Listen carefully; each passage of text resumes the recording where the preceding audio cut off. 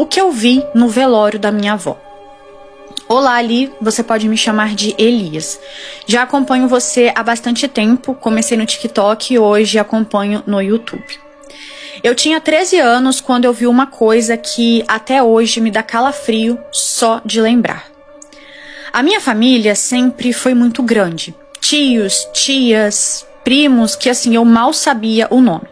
E no meio dessa bagunça toda tinha a Cláudia.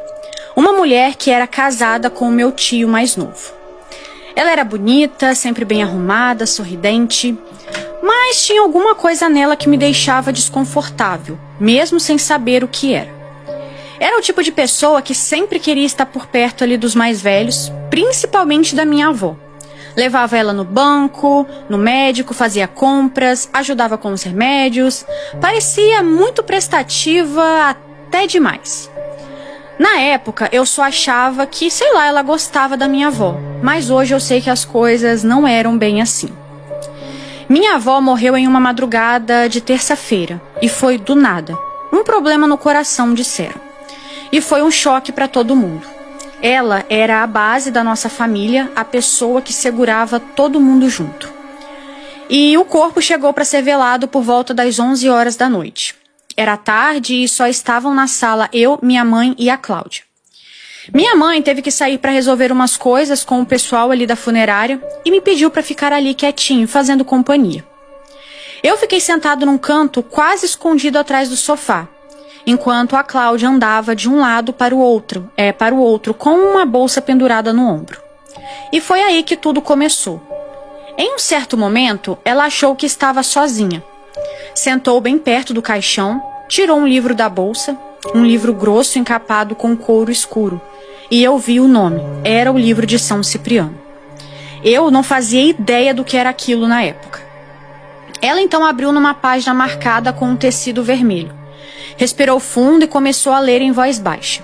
Primeiro em português, dava para ouvir as palavras como espírito, trazer de volta, alguma coisa além e outras palavras que eu não lembro muito bem. Essas foram as que eu lembro. E depois, do nada, o idioma mudou. Não era inglês nem espanhol, não era nada que eu reconhecesse. Era uma língua áspera que parecia arranhar os ouvidos. E foi quando o ar da sala ficou diferente, mais pesado, quase que difícil de respirar. E aí, Leandra, veio um som. O caixão começou a fazer um estalo, como se a madeira estivesse se movendo por dentro. E então, uma voz, mas assim, não era a voz da minha avó. Era uma voz rouca, profunda, que parecia vir de debaixo da terra. Não gritou, não falou muito. Disse algumas palavras arrastadas num tom baixo, mas carregado. Eu não entendi o que foi dito, mas vi quando a Cláudia pegou um caderninho e anotou. Anotou rápido, como se aquilo fosse muito valioso. E depois tudo parou.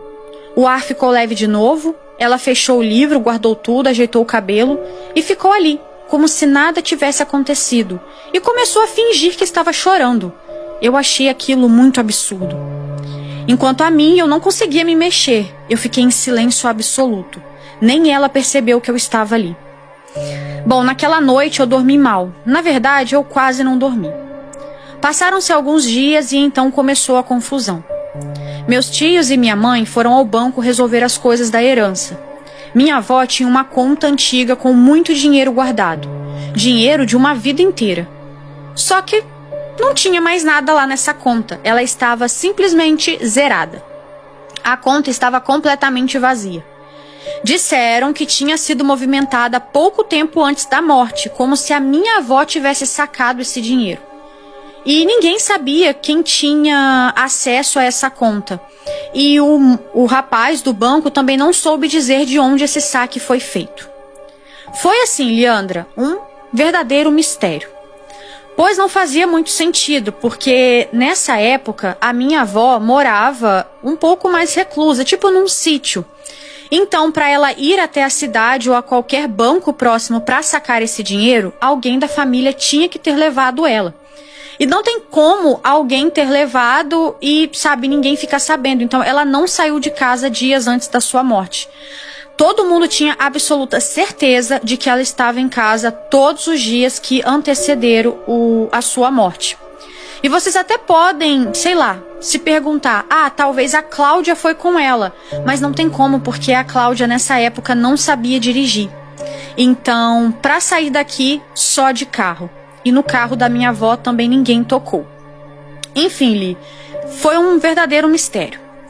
Porém, aos poucos, começaram ali uma desconfiança ali, outra aqui, mas sem provas, sem pistas.